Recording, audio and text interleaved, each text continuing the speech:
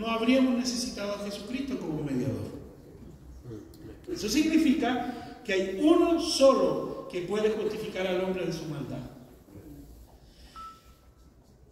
Aquí hay un tema re importante. La era mesiánica es para los judíos y es escatológica, es decir, viene o vendrá, se espera. Y hasta el día de hoy ellos la esperan, en la manifestación futura del Mesías. El problema es que Cristo ya vino e inició la era mesiánica. ¿Qué significa eso? Que estamos viviendo la era del Mesías. Y la era del Mesías es que cuando Cristo se encarnó, se manifestó, Dios hombre, Dios hecho hombre para habitar, ¿cierto?, en medio de una humanidad caída y restaurar esa relación con Dios. Entonces, los judíos siguen esperando esa era mesiánica sin lograr entender que Cristo es la señal del comienzo de esa era mesiánica, porque Cristo es el Mesías, de acuerdo a lo que Pedro declara: tú eres el Cristo. Cuando dice esa declaración, al decir tú eres el Cristo, está usando un término griego que significa, en hebreo es el símil, en hebreo, Mesías. Es decir, Cristo en griego, Mesías en hebreo, significan el ungido de Jehová, o el ungido de Dios, el que ha de venir. Es decir, el cumplimiento de la promesa. Vamos al versículo 21 y en adelante, por favor. Vamos a leer completo todos juntos para poder ganar tiempo, porque ya avanza la hora. Del 21 al final, ¿ya? Todos juntos, 1, 2, 3. Pero ahora, aparte de la ley, se ha manifestado la justicia de Dios, testificada por la ley y por los profetas.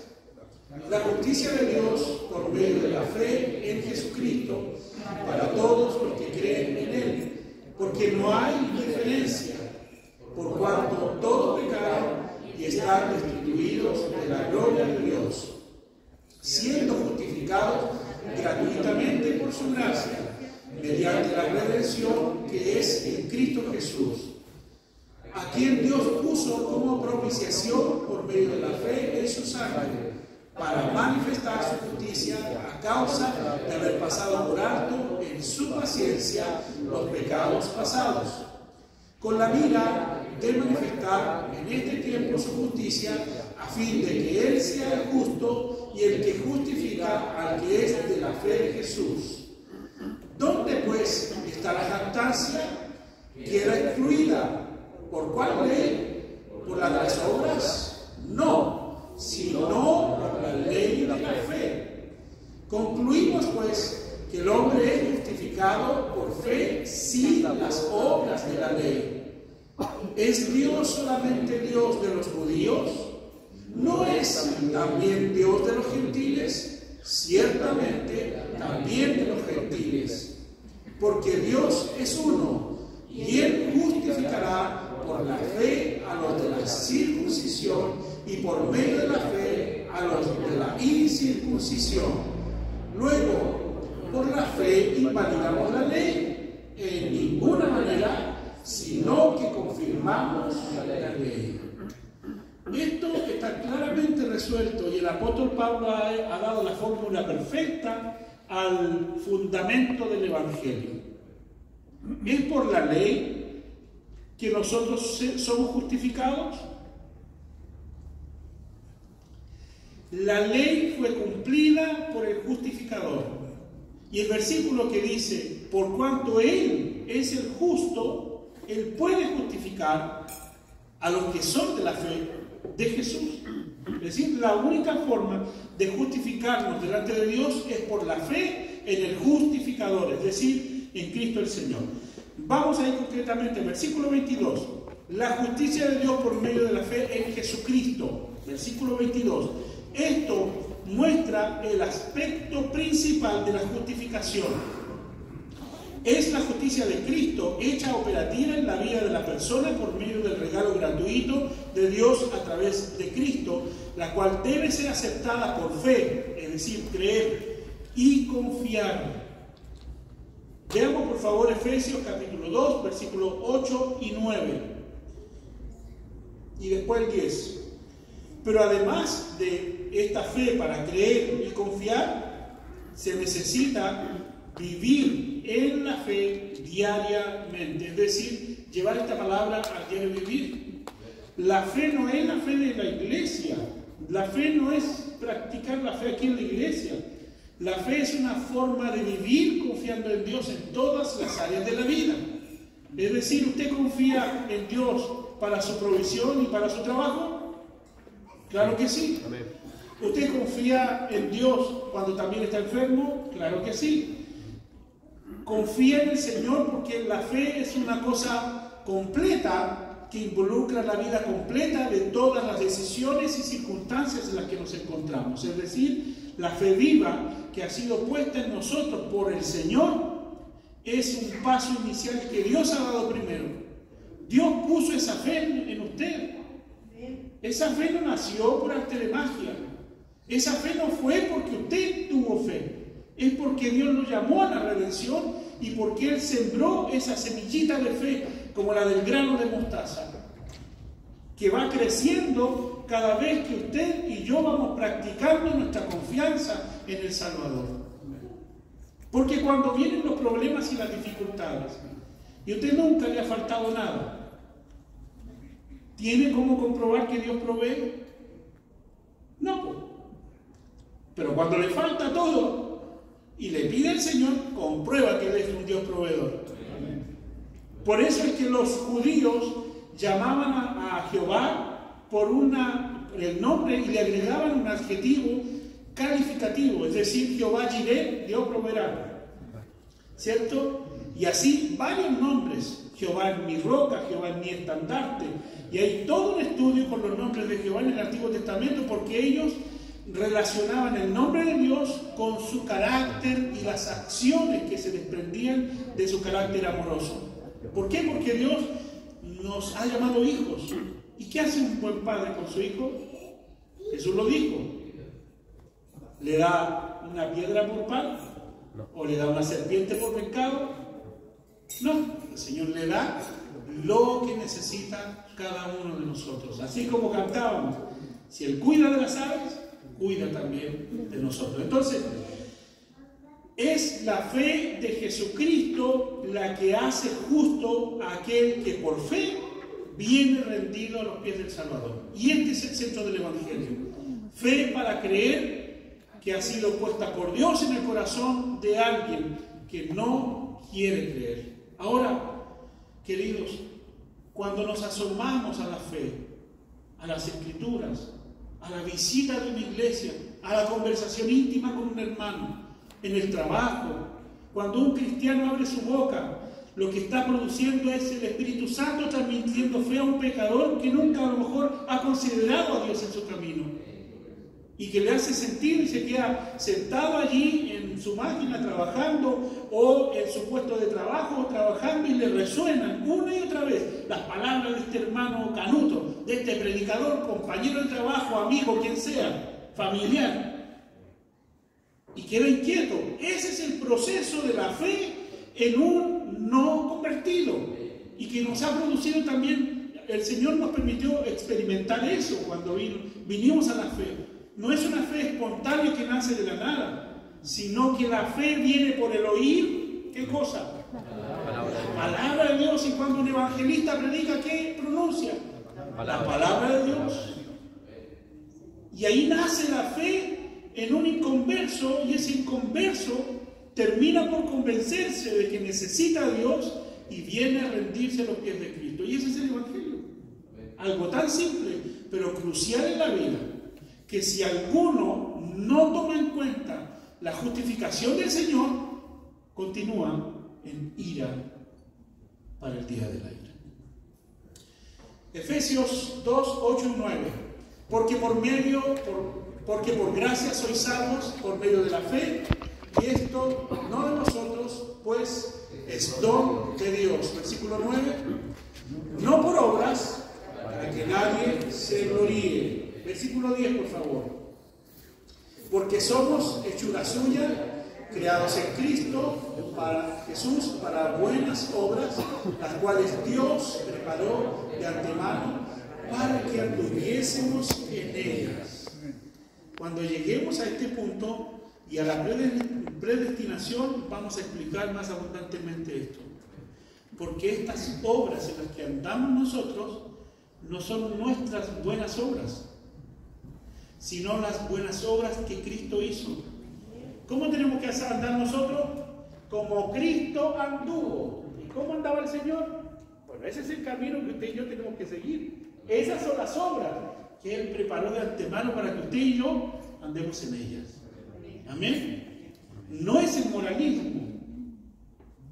Eso es lo que nosotros tenemos que quitar de nuestra mente. El moralismo y el legalismo. ¿Qué producen estas dos cosas? Nos desvían de la palabra real y de las acciones reales que producen el Espíritu Santo y la palabra en el creyente. El Espíritu Santo nos guía a toda verdad y toda justicia.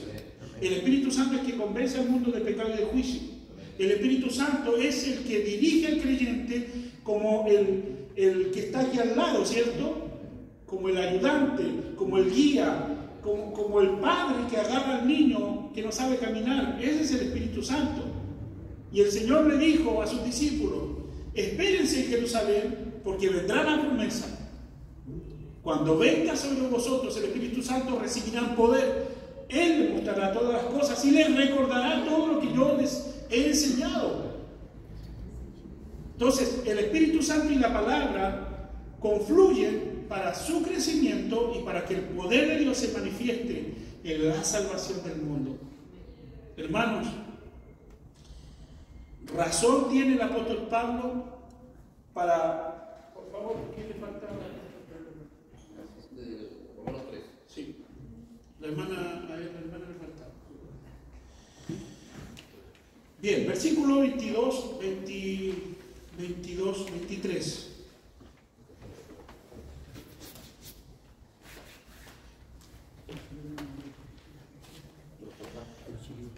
Para todos los que creen en Él. El Evangelio es para todos los seres humanos, escuche bien. No es para un selecto grupo. El Evangelio es para toda la humanidad. ¿Decimos amén a eso? Amén. Cristo pagó por el pecado de toda la humanidad, no solo por el grupo. El punto es, el que es perdonado, solo aquel que confía y cree. Amén. Pero el pecado de toda la humanidad fue puesto en la cruz del Calvario. No para exonerar, sino para juzgar. ¿Por qué? Es este el término legal. Si usted, por favor, Katy, venga por acá. Hermana Verónica, venga por acá. Vamos a hacerlo práctico.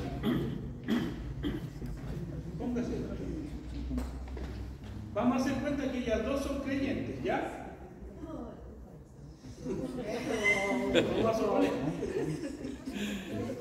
Y que Dios está haciendo justicia sobre las dos. ¿Cómo las encontró el Señor? Culpables de pecado. Dígalo fuerte. Culpables de pecado. Las dos son pecadoras. Pero ¿qué tal?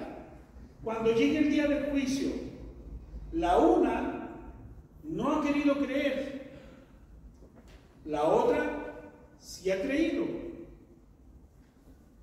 ¿Pero en qué cosa? ¿En Dios así etériamente? Lo que necesita esa fe es una fe que se sustente en una persona, y esa persona es Jesús. Cristo Jesús. Si esa fe está puesta en una iglesia o en una religión en particular, es una fe vana. Tiene que estar puesta en la persona correcta, y es Jesús. Entonces, para el día del juicio, la que confió en el Señor será justificada. Pero la que oyendo y no confió, ¿qué le va a pasar? Castigo eterno. Cristo pagó por todos, pero el que cree y viene en arrepentimiento hace la diferencia. Entonces, tomen así. Sí, para que no se sientan. Entonces, el pago del juicio está cancelado, pero solo aquel que confía es el que recibe el beneficio del justificador. Porque son los requisitos para la salvación. Si Cristo hubiese muerto solo por un grupo selecto, ¿de qué nos sirve evangelizar? Si no todos los que escuchan van a creer. ¿Todos pueden creer? Sí. Pero también hay quienes no quieren creer. Y esa es una responsabilidad que Dios le ha dado al hombre para elegir, tal cual como al principio. En el Edén se le dijo una instrucción y el hombre no creyó ni obedeció. Entonces, cuando hablamos del libre albedrío y de todas esas cosas que son complicadas y que nos traen a discusión, el hombre es responsable de sus decisiones.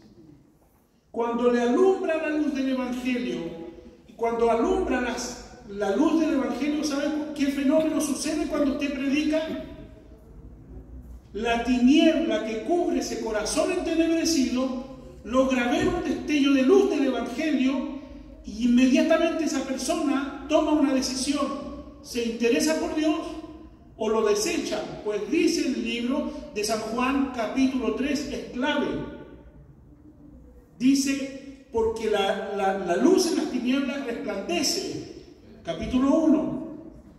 Pero cuando habla en el capítulo 3, dice que aquellos que no quieren venir a la luz es porque están en tinieblas y no quieren ser expuestos a la luz. Es decir, han tomado la decisión de darse cuenta que están bajo juicio, en tinieblas, y aún así no quieren venir en arrepentimiento. Lo que dice ahí el versículo 29, si no me equivoco, es que ellos ya están bajo condenación. Así que la oportunidad es para todos.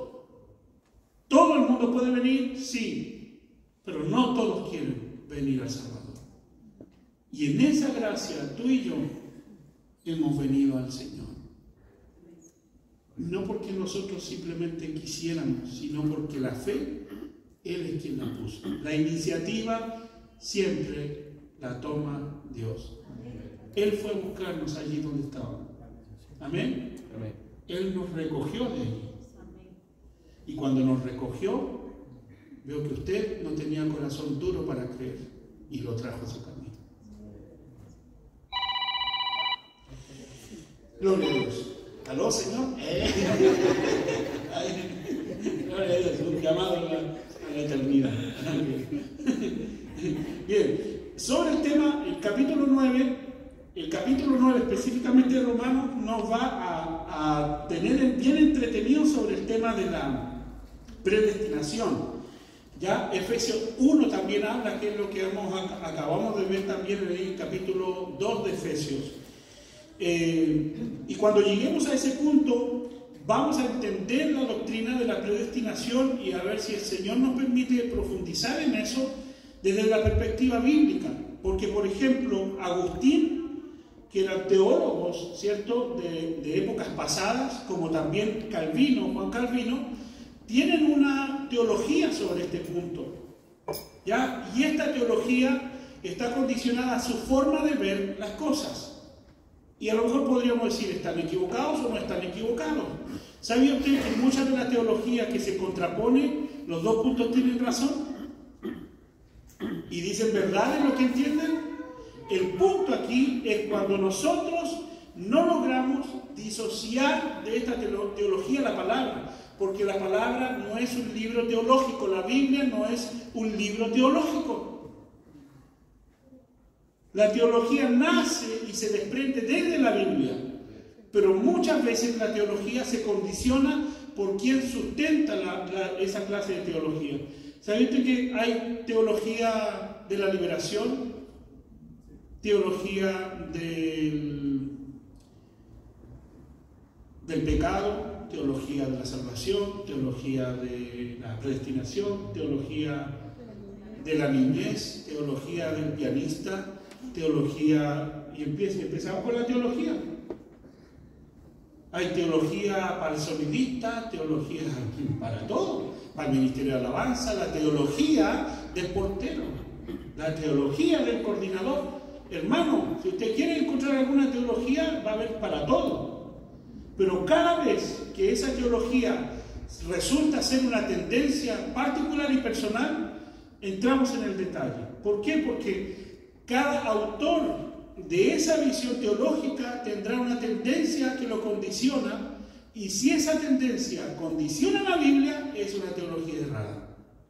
Porque la teología se debe desprender desde las Escrituras para enseñarnos qué es lo que dice la Biblia para nosotros hacerlo. Si hay una teología correcta, será toda teología que nos ayude a entender el texto en su raíz y no un acondicionamiento de las Escrituras para poder defender mi posición teológica.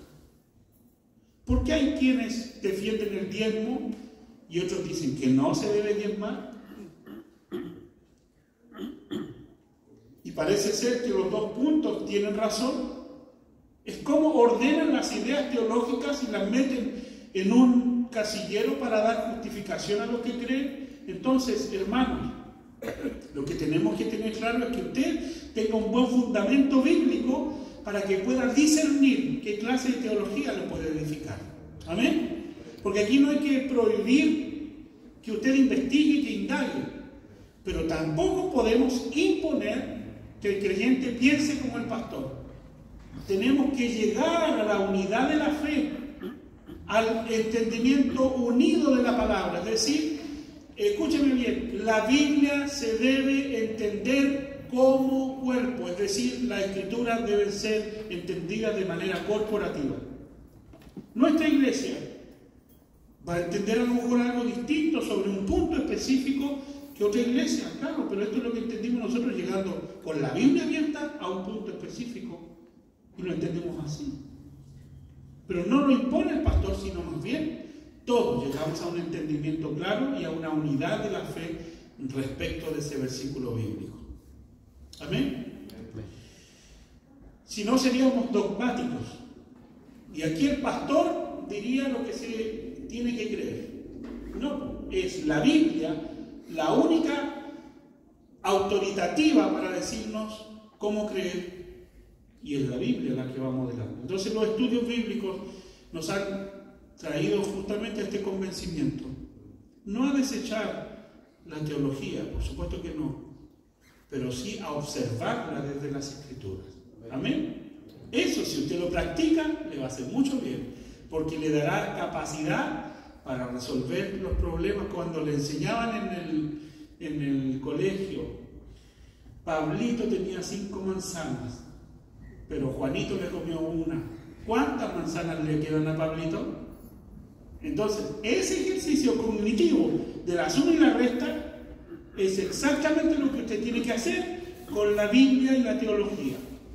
Si la Biblia dice lo que dice respecto de lo que usted entiende de un libro que quiera leer, bueno, que lo diga respaldado por la Biblia, sino usted también puede llevar a investigación seria y también confirmar lo que se dice, o también decir, este punto yo no lo creo así, y tiene el derecho de hacerlo.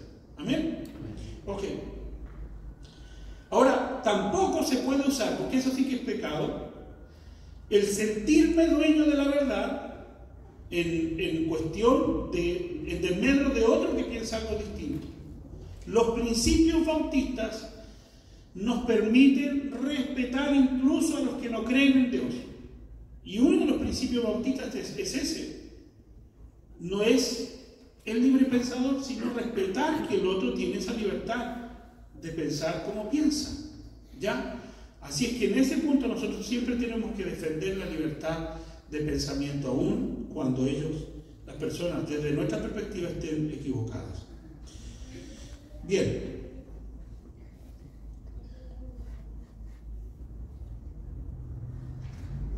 Vamos a ir a la última página, por favor, para concluir.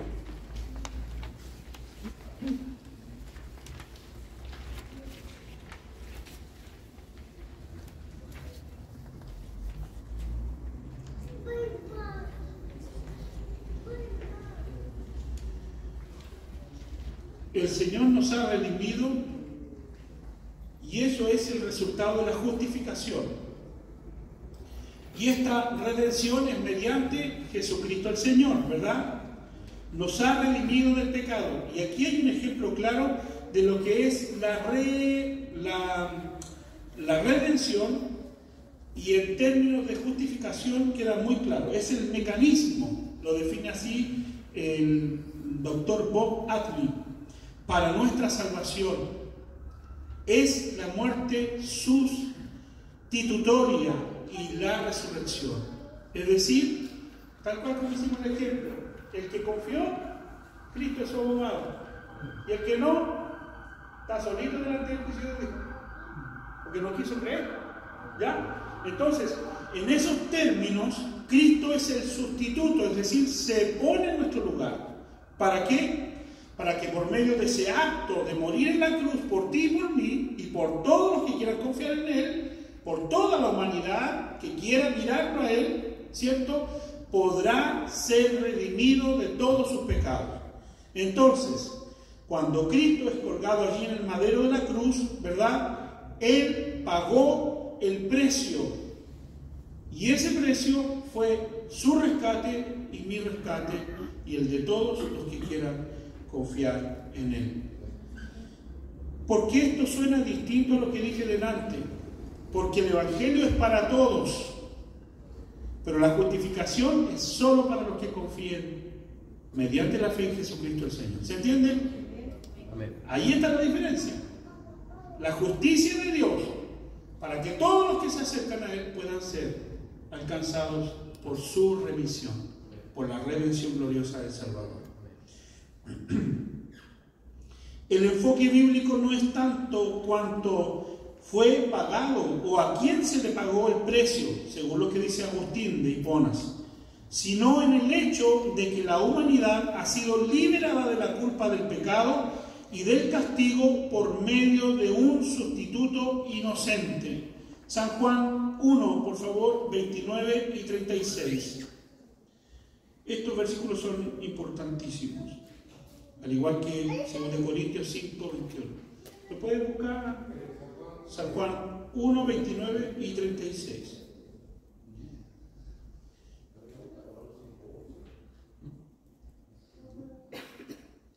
Dice, el siguiente día vio Juan a Jesús que venía a él y dijo, ¿qué dice? He aquí el Cordero de Dios que quita el pecado del mundo. Dice, del mundo, porque si fuera exclusivo diría, he aquí el Cordero de Dios que quita el pecado de algunos. ¿Se entiende la diferencia?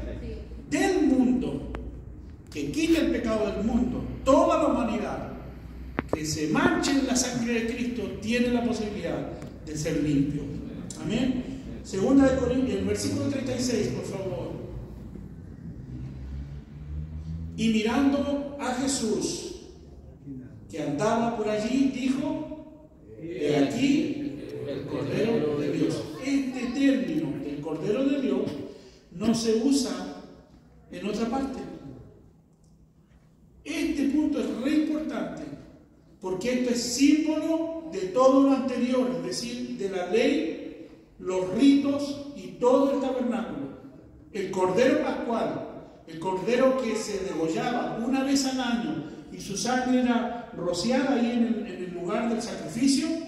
Habían algunas guías donde se sacaba la sangre y esa sangre era llevada al lugar santísimo y era derramada sobre el altar donde estaban los querubines en el arca del pacto, y es allí donde la sangre rociada sobre el propiciatorio permitía que el pueblo fuera perdonado de sus pecados.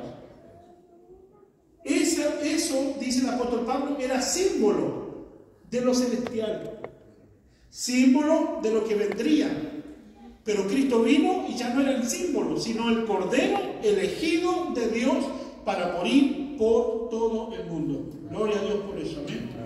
Segunda de Corintios 5, 21.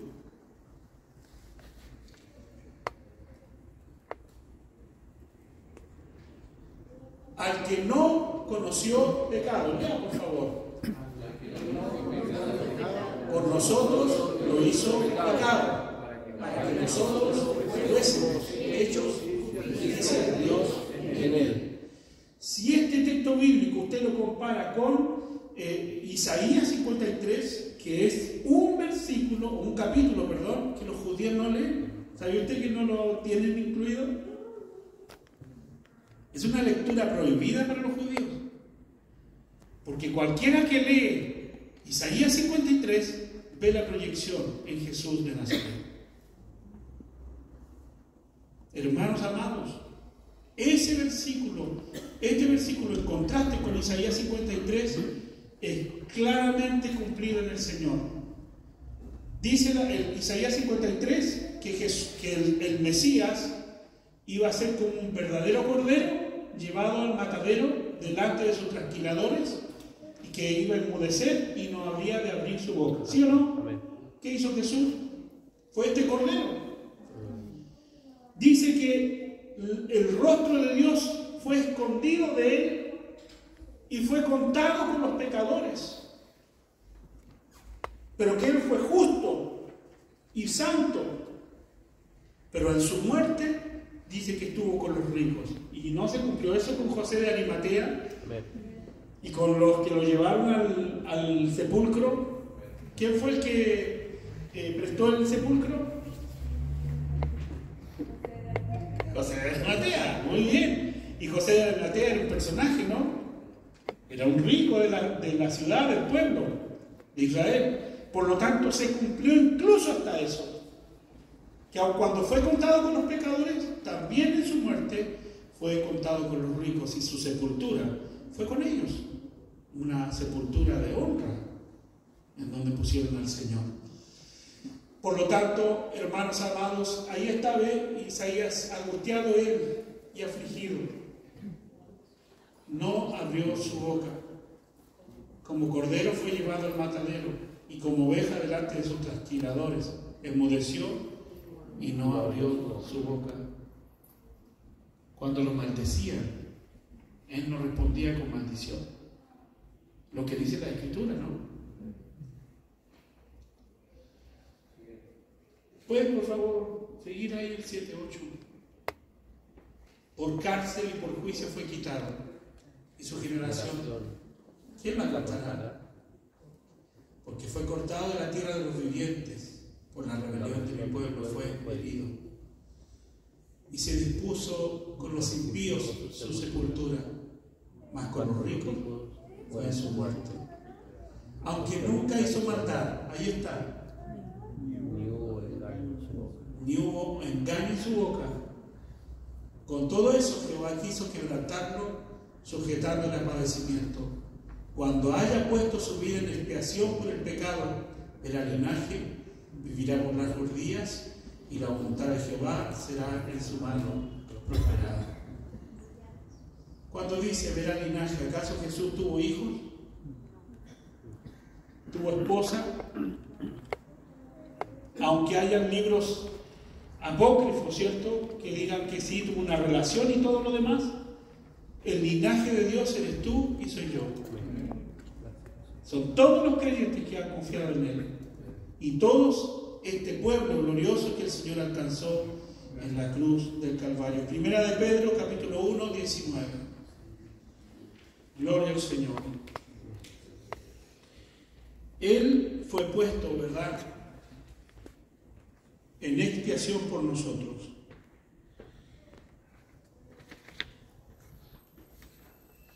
¿Lo tiene? Primera de Pedro 1:19. Sino con la sangre preciosa de Cristo, como de un cordero sin mancha y sin contaminación. Ahí está, el único que pudo limpiarnos de toda maldad es el Señor. El libro de Apocalipsis dice también. Apocalipsis dice, ¿y de dónde son todas estas personas? Capítulo 5, me parece. ¿De dónde han salido? Dice ahí, todos ellos han venido. Oh, necesito la referencia del amigo. No, ahí tranquilo. Voy a parafrasear. ¿De dónde han venido estas multitudes? Dice que estaban con ropas blancas delante del Señor y del Cordero, y alababan al Señor y decían: Santo, santo, santo es el que vive por los siglos de los siglos. Y pregunta Juan: ¿y de dónde son estos? Son todos los que han vencido por la sangre del Cordero y han emblanquecido sus ropas, la sangre del Señor. Eso significa que la sangre de Cristo nos ha limpiado de toda culpa. Estamos cubiertos por la sangre de Jesús. Y esa cobertura de su sangre nos ha hecho santos, nos ha hecho aceptos en Él amado. Es decir, Él es el amado y en Él hemos sido aceptos en Dios. Por su gracia bendita, el Señor nos ha limpiado de toda nuestra maldad.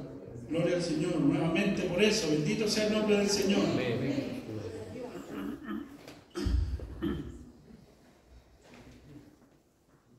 Para concluir, versículo 25, Romanos 3:25. ¿A quién Dios puso? Este término griego es usado varias veces en el libro de Romanos. Su significado básico es manifestar o mostrar. Dios deseaba que la humanidad entendiera claramente su propósito redentor, su plan y su justicia. Este contexto presenta un punto de vista bíblico de la vida en cuanto al carácter de Dios. Segundo, en cuanto a la obra de Cristo. Tercero, en cuanto a la necesidad de la humanidad. Y cuarto, en cuanto al propósito de la redención. A quien Dios puso, esa palabra puso, tiene un entendimiento distinto, o más bien usado en el término de dar a conocer, ¿ya? Demostrar.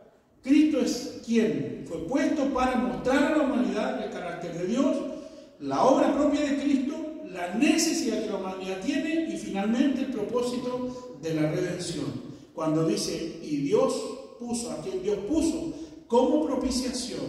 Amén. Ese término de la propiciación es muy importante porque es colocarse en tu lugar.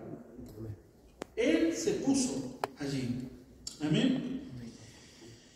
Dios desea que comprendamos este contexto. Es crucial para el propio entendimiento del cristianismo.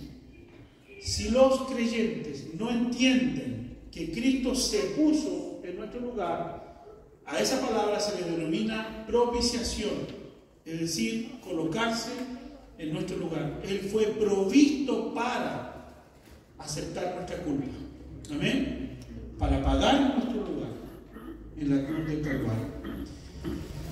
Bien, el 28 concluimos pues que el hombre es justificado por fe sin las obras de la ley.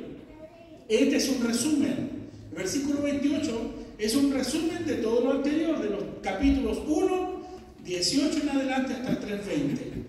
El resumen completo de la ley. Dice aquí entonces, concluimos pues, que el hombre es justificado por fe, sin las obras de la ley. ¿Por qué sin las obras de la ley? Porque antes ya alguien la cumplió por usted y por mí. Porque la fe puesta en la persona correcta permite que las obras de la ley sean cumplidas en su lugar por el propiciador de la fe. Amén. Gloria a Dios. El versículo 29, por favor. ¿Es Dios solamente Dios de los judíos?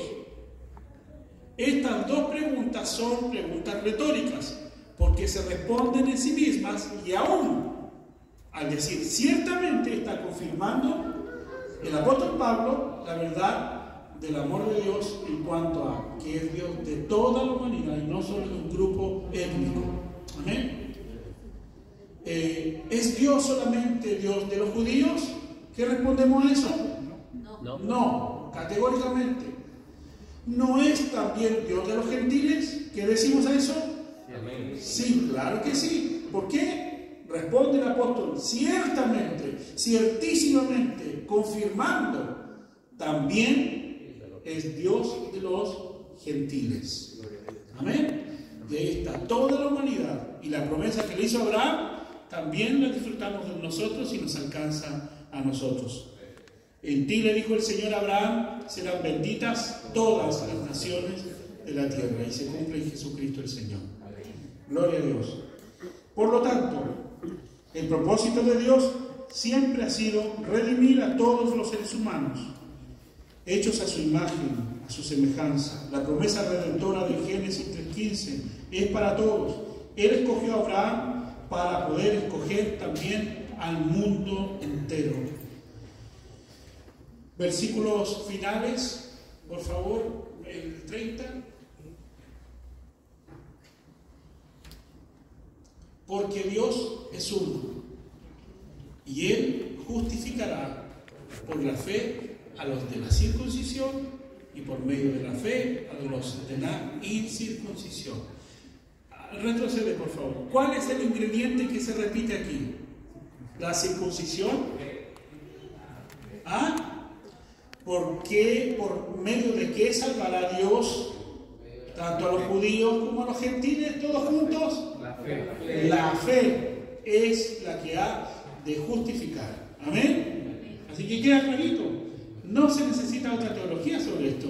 La fe justifica al judío, al griego y a quien seas tú que vienes rendido a los pies de Cristo. Amén. Ok. El versículo 31 y finalizamos. Luego, por la fe invalidamos la ley, entonces, no de ninguna manera, sino que confirmamos la ley. ¿Por qué confirmamos la ley? Porque Cristo la cumplió completamente. Hay alguien que lo hizo por nosotros. Y este es el mensaje final, tanto para los presentes como para los que vayan a escuchar el video en YouTube. Cristo puede perdonar a todos los que con fe vienen a Él.